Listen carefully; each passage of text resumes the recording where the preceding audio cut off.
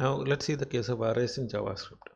So in JavaScript, arrays actually have array-like property as well as list-like property, and list like which we see in Python. Okay, so even though the position of elements in the array are important, the elements can be of heterogeneous in nature. So let's see how we can create an array. So using a new operator, that is using a constructor of array object, we can create an array. And using constructor, there are two methods to create an array. Okay, the first method is listed over here, where as parameters to the constructor we are passing the elements of the array that we wish to create. And this is the second method of creating an array, where we just pass the size of the array to be created. Okay, so whenever we are just passing a particular uh, parameter as parameter to a constructor, and if the parameter is a primitive number, and if it is of only one, right, if it's there is only one parameter, then it will be taken as the size of the array. So that's the main thing that we have to note. Now what are the other methods to create an array? So other method is listing out the elements of array in the array notation, so that without using constructor we can have an array. So that is listed over here. So here my list 2 is an array, and the elements of the array are 2 number primitives and 2 strings. Okay, so they have been listed out here and within square brackets. So this is the third method to create an array, and this has the advantage that we need not use the array constructor. Now let's see what are the properties of arrays that we are going to deal with. Okay, so the first thing is how we can assign elements to an array, right? Suppose that I have an array named mylist, right? And if I have to add an element to the array, then what can I do? Either I can add it to an already existing index, or I can add element to an index that is not existent. Okay, suppose that we have index that is filled up to 46. Now let's talk about the indexing of arrays in JavaScript. In JavaScript, indexing of array elements is done from 0. Okay, so the first element of an array is indexed as array name and within square bracket 0. Then suppose that we have 46 elements in the array and we need to insert a new element. So what happens? Okay, 48 elements in the array, right, or 47 elements in the array, and we need to insert 48th element. Okay, so the 48th element can be inserted in this way. Okay, now is it always necessary that there should be 47 elements in the array so that I can use the index 47 to insert the 48th element? The answer is no. Okay, so that example is actually shown here.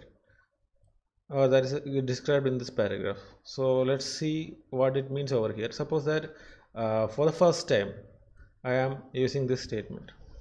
Okay, suppose that my list is already declared as an array, maybe using the array constructor, right, and maybe the size was initially given as 10.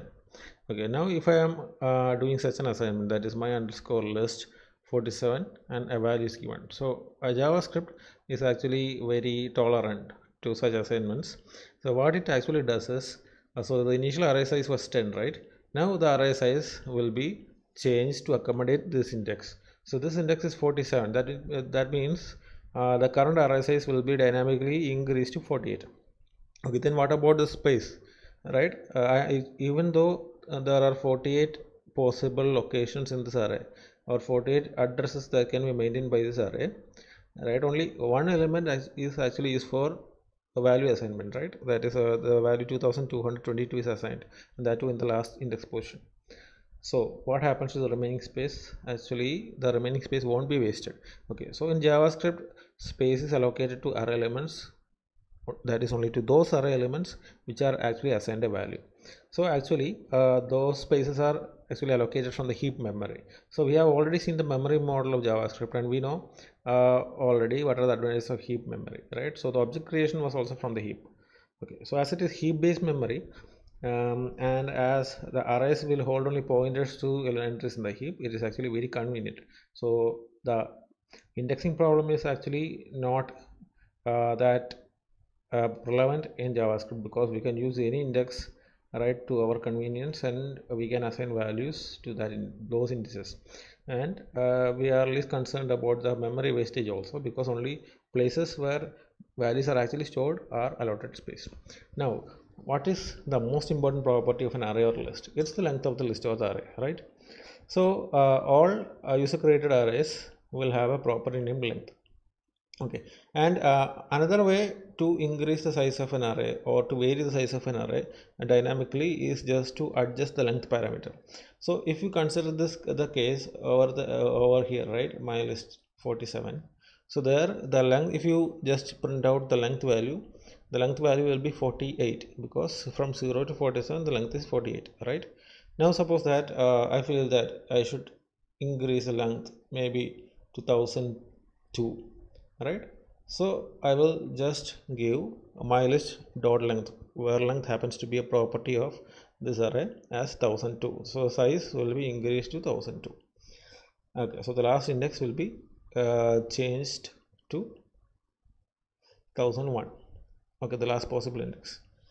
Alright, so this is another way in which we can dynamically change the possible size of an array. Okay. Now,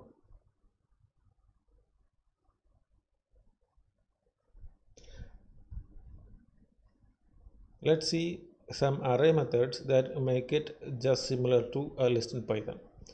Alright, so there is obviously join method in array. So join method in array, it will just concatenate all the array elements together with a separator and return it as a string. So you have the provision to specify what is the separator that has to be used for joining. So if you consider this case, we have Mary, Murray, Murphy and Max, right?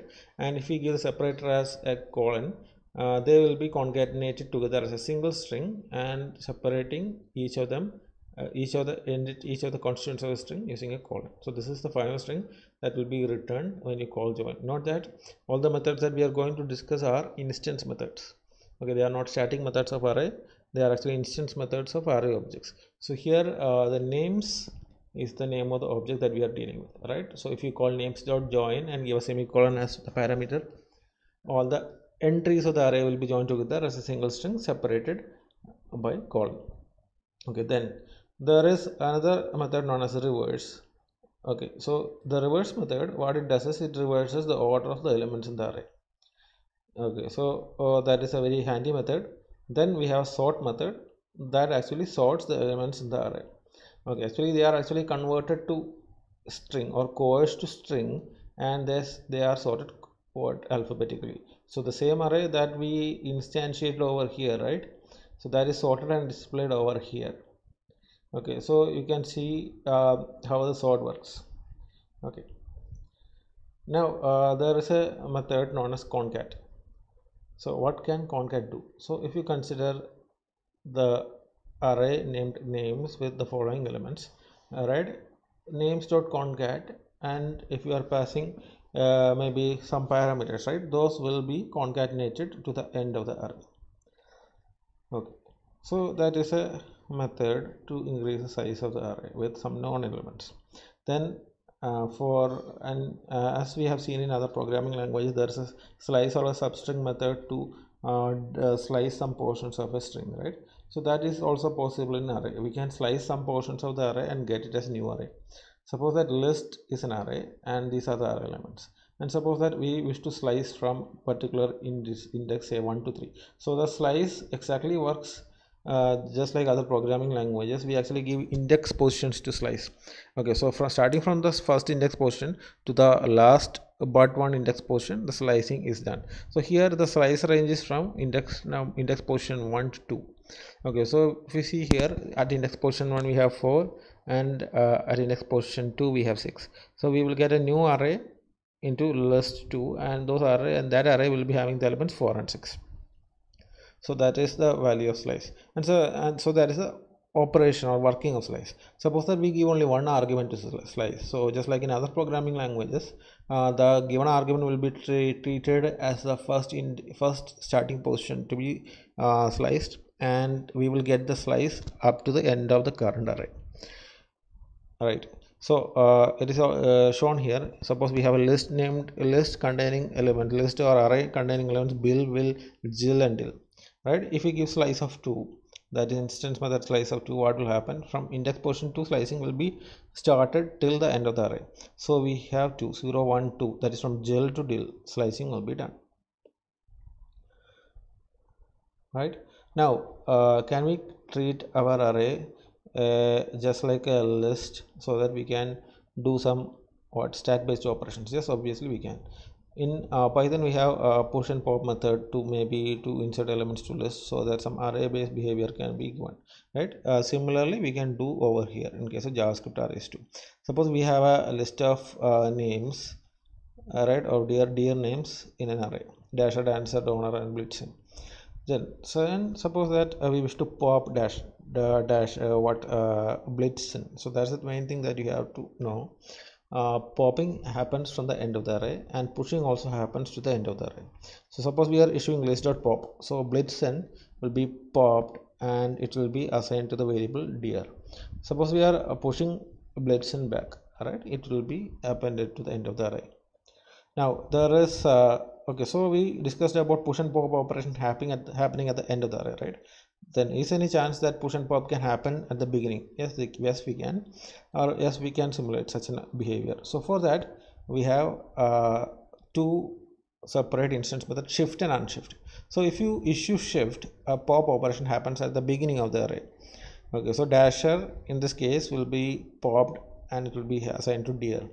Then suppose that you want to insert dasher back to the beginning of the array, so you issue unshift of dasher, right? It will put it in the beginning of the array. So these are the main array methods that we need to be aware of in JavaScript.